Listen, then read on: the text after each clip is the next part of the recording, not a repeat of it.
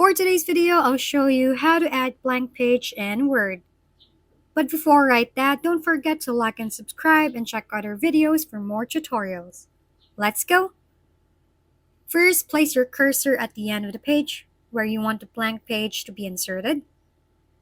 Next, go to the top menu, click on Insert, and then select Blank Page.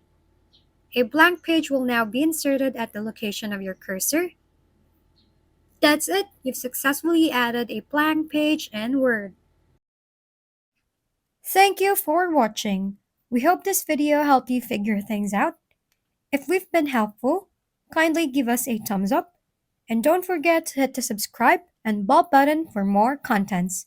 For any questions and suggestions, comment down below.